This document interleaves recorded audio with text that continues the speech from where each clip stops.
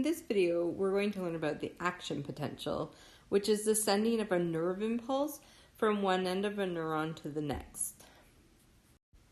So nerve impulses are electrochemical, which means that the movement of ions sets up an electric current. And the majority of the ions we'll be talking about are sodium and potassium. When we get to the end of the neuron at the synapse, there's another ion that is involved, and that's calcium, but we'll talk about that later on. So resting potential is when the neuron is not sending a nerve signal. So at rest, the inside of the neuron is negatively charged relative to the outside of the neuron. And the resting potential is at negative 70 millivolts. And this potential is set up by the sodium-potassium pump, which is an ion pump embedded in the cell membrane of the neuron. The sodium-potassium pump's job is to pump 3 sodium ions out of the neuron and 2 potassium ions into the neuron. And this process requires ATP to initialize, and this action of consistently pumping out 3 sodium ions and 2 potassium ions in will set up that resting potential to be negative 70 millivolts. So the action potential is the state of sending a nerve impulse along the axon. And this is caused by 2 different voltage-gated channels. And these channels will cause a rapid depolarization followed by a rapid repolarization of the neuron. So the first one that will be involved is the sodium channel. So once a stimulus hits the neuron, it will cause sodium channels to open and sodium ions will move across the membrane, causing depolarization. And then sodium ions will stop going through and potassium channels will open, and the potassium ions will start moving out of the neuron to compensate for the influx of the sodium ions. So we'll talk about those details in the next few minutes. So in the process of depolarization, a stimulus reaches the dendrites of the initial neuron, and it causes some sodium channels to open up. And sodium ions will start to enter the cell following their concentration gradient, and this will raise the potential in the neuron. And we know this as a depolarization. So you can see here that some stimulus has occurred and it's caused the sodium channels to open, and the sodium ions have rushed in, and bringing in those positive charges has now caused the membrane potential to go from negative 70 millivolts upwards towards 30 millivolts. There's a term that we refer to as threshold, and if the stimulus doesn't cause a depolarization of at least negative 55 millivolts, the nerve impulse or the action potential won't send. So that's known as threshold. And if threshold is met, a wave of depolarization will move down the axon by triggering all the adjacent sodium channels along the axon, causing them to open up and sodium ions to move in. So if threshold is met, there's no big or small action potential. There's only an action potential or not. So the signal will fire or the signal will not fire. A whole bunch of neurons might be stimulated, so many signals might be going towards the brain to be processed, so you might feel a larger, sensation of pain, for instance. But it's not because the action potential itself was bigger or smaller. So after the cell has depolarized, potassium channels will now begin to open to compensate for the influx of sodium ions, and potassium ions will begin to rush out of the cell following their concentration gradient. And then the sodium channels begin to close, and the neuron's potential actually extends past negative 70 millivolts, so a little bit further than negative 70. This is known as hyperpolarization. So you can see here that after depolarization, you'll see a dip in the graph, and that dip in the graph indicates when the potassium channels have opened and the sodium channels have begun to close, and now the potassium ions are moving into the neuron. And we've repolarized it. Finally, the neuron is ready to return to rest.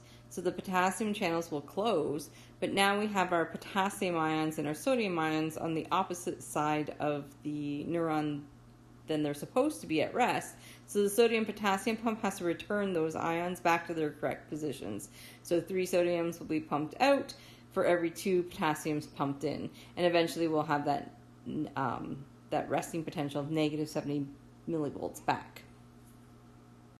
So what this whole process looks like is the nerve impulse or the stimulus will arrive to the cell body of the neuron, and it will continue along this entire axon. So as it's passing along, it'll open up the sodium channels, and the sodium ions will move in, and it'll cause a reversal of polarity here, and it'll continue along the entire axon until it reaches the end of the axon terminals, and then it will cross what is known as the synapse, which is what we'll be talking about next. Once a nerve impulse has reached the end of the axon and has reached the axon terminal, it has to cross a gap known as the synapse to send that signal on to the next neuron or to a muscle cell. So there are some components here, and we'll talk about each of them. So first of all, right up here, this whole section is known as the presynaptic neuron, so the neuron before the gap.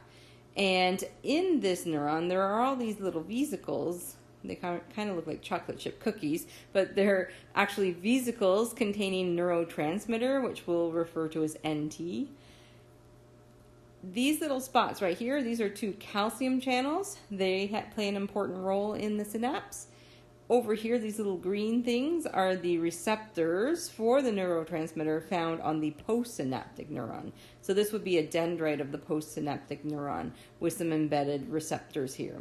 And the gap itself, this whole section here, is what is known as the synapse. So the synapse is this gap. Before the gap, there's a presynaptic neuron, and after the gap is the postsynaptic neuron. So what happens is, first of all, a nerve impulse or action potential travels along the axon and reaches the axon terminal. And this impulse causes some depolarization. So some calcium channels open, and calcium ions enter the axon terminal from the surrounding space. The calcium ions cause these vesicles that are containing neurotransmitter to migrate to the membrane of the presynaptic neuron and release the neurotransmitter into the opening or the synapse.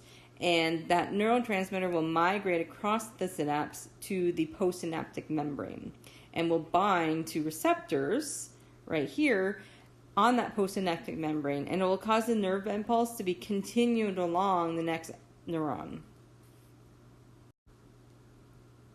Neurotransmitters can have 2 possible impacts on the postsynaptic neuron. One, it could make an action potential more likely to fire, and these would be excitatory neurotransmitters.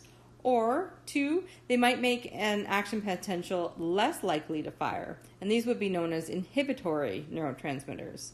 After performing the action, the neurotransmitter will need to be broken down by enzymes, and the presynaptic membrane will then reuptake that neurotransmitter, reconfigure it, and have it ready, stored in vesicles for the next time a nerve impulse will come along to be sent. 2 common neurotransmitters are acetylcholine and gamma-aminobutyric acid, which is also known as GABA. Acetylcholine is an excitatory central nervous system neurotransmitter, and it acts on striated muscle fibers, also known as skeletal or voluntary muscle fibers, and it causes them to contract.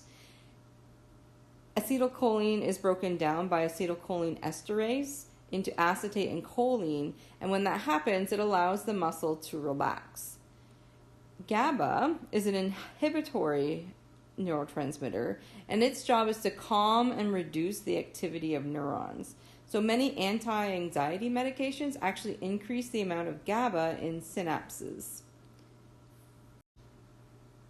Neurotoxins can affect neurotransmitter release, neurotransmitter reuptake, or could alter the availability of receptors on the postsynaptic membrane. So we'll talk about 2. Sarin is a neurotoxin that prevents the enzyme acetylcholine esterase from functioning. So skeletal muscles will contract and remain contracted and won't be able to relax. And this will ultimately kill the victim.